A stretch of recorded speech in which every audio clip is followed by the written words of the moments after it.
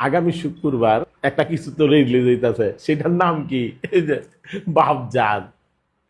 সবাই আমার যত ফ্রেন্ডরা আছে, আমার ভাই বন্ধু যারাই আছেন, হলে আইসা যদি আপনারা ছবি না দেখেন, আমার মতো শিল্পী আপনাদের মাঝে বাইচা থাকবো না।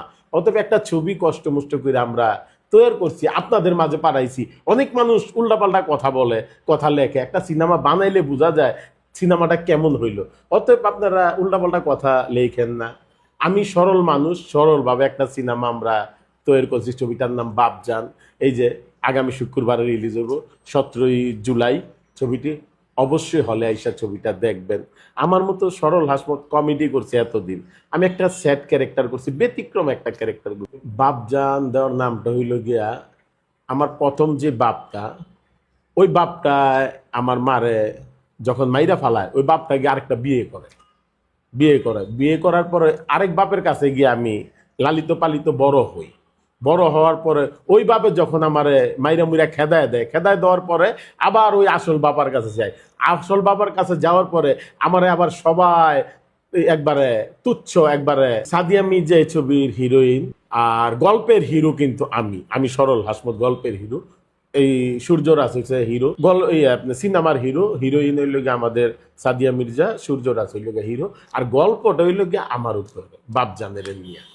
একটা কথা বলি, দর্শকে কেন দেখতে যাইব, এই প্রশ্নটা আপনারা হলে গিয়া 3 ঘন্টা ছবিটা দেখে আমার গালাগালি করবেন যে সরল হাসমত কি করলো সেইটা ওনার জন্য আমি প্রস্তুত আছি।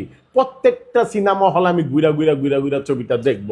আমাদের মনে করেন টাইগার মিডিয়ার থেকে আমি ছবিটা রিলিজ করতেছি, ভালো একটা আপনার এই মিডিয়া, এই নামি দামি আপনার মনে করেন যত বলেন। আমার ম্যানেজার কিন্তু আমাদের রঞ্জন দা, খুব ভালো একজন মানুষ। আমি যখন শুরুর থেকে আমি হাঁটি হাঁটি পাপা কইরা আমি ফরিদপুর মেনশনে এই পেনশনে ঘোরাঘুরি করি, তখন আমার গফুর ভাই, আমার বড় ভাই, এই রঞ্জন দা হের আড্ডা মারতো।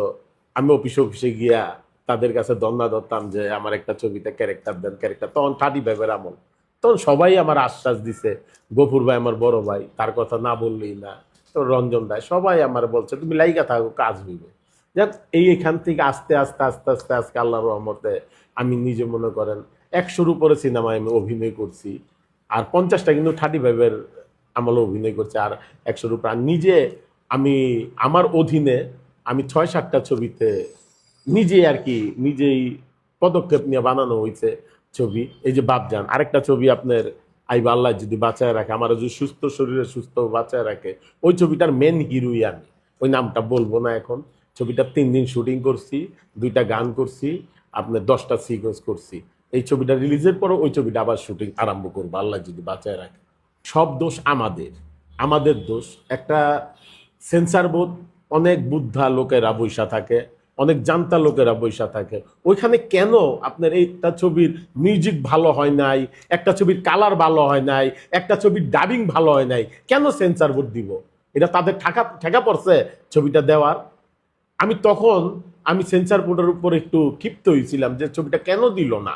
পরে আমি যখন আমি পুরা ছবিটা দেখলাম, দেখার পরে আমি চিন্তা করলাম সেন্সার বোর্ড তো রাইট আছে, তারা ব্যান করছে, আমার ছবিটা ব্যান করছে।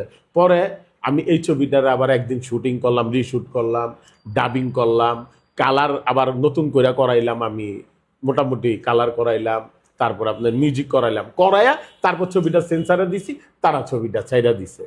সেন্সার বোর্ড এমন একটা জায়গা ভাই, ওই জায়গায় আপনার ফাঁকি দেওয়ার কোনো কাজ নাই। ফাঁকি দিলেও আপনারা ধরে লাইব।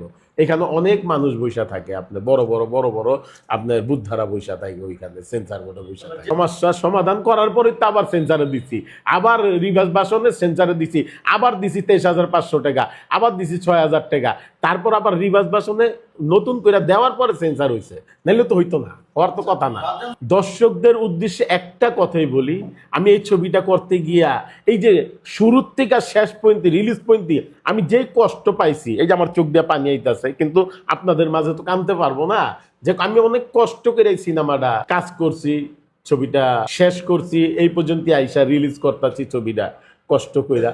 আপনারা যদি অবশ্যই হলে আইসা ছবিটা দেখেন, আমার মতো সরল হাসমত আপনাদের মাঝে বাইচা থাকবো।